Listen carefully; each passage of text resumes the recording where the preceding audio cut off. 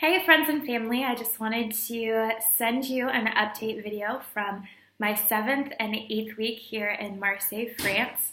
Since my last video, I've done a lot of different things. I got to go to a Halloween party with my friend Maëlle and meet some of her friends that live here in Marseille and just continue to build relationships, which was a lot of fun. I also joined a gym, which is right next to the language school, which is at the church, Port de Soie.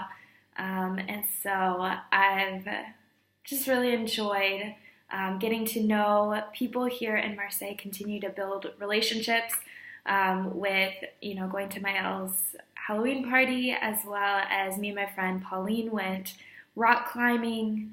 I joined a gym, so it's like I'm getting to know more and more people here in Marseille, and the more and more people that I build relationships with, the more opportunities I have not only to practice my language, which I've had about 33 days of language school, so practicing my language, but also beginning to ask questions to understand like what it really looks like to be French, what do the French people think. A huge thing that we've been asked a lot of questions about is the presidential elections, and so with everything going on in America between Hillary and Trump, and then Trump winning and the whole world being shocked just because they thought it was going one way and it went the other. So it's just been really cool to hear other people's perspectives on what's going on and to learn more about how they perceive the world. So I can say that the world really is intrigued and looking in to see what America is doing right now.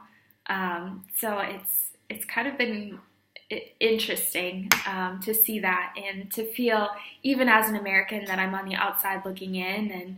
And it's not necessarily a pretty sight, but I do believe that regardless of who's president, that the Lord is in control and that He can bring unity, He can bring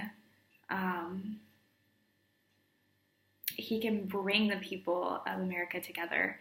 So I don't think it's any one person who's gonna run our country. Anyways, I digress. So let's see what else. We've had the opportunity to visit a few churches in the area. I also visited an English school where I'm looking to teach a couple of days of English, just subbing in for my friend Hannah. So it's been a lot of fun still, learning language, still realizing there's so much more that I need to learn so that I can actually have deep, heart-to-heart conversations with people. It's always really hard at church when I see people who I really want to talk to, but they only know French, and our conversations are very short. So if you are praying for me, I would love prayer for just language learning. Also just team dynamics, just continuing to stay unified, the 5 of us that are here, that we would just really learn to love each other well and to carry each other's burdens and continue to push forward, and to not lose heart in the midst of preparation for the ministry we're going to do in January, because I really do believe that language is key to that. It's important and a good place to build off of. Also, if you want to pray for Grayling and Sandra, they've been here in Marseille for about 2 years, and they figured that they would get a house shortly after arriving, and it's been 2 years that they've been looking, and they really want to be in the right house, in the house that the Lord has for them. So just pray that in the next couple of months they find that house, that they'll be able to move in. It's really hard for French people to rent to them because they just don't understand their situation. They're retired, they're living here in France, and so just finding the right fit for that. And they also have to be out by January, so they kind of have time restraints. So just be praying for them, just pray encouragement and just joy in the midst of that. Just joy in the midst of every season. I think for us, it's starting to get a little bit cooler here, and the sun's starting to set like 5:20, so it's getting dark sooner.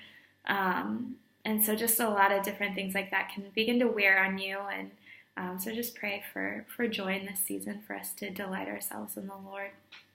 But yeah, so that's kind of my update. Anything else?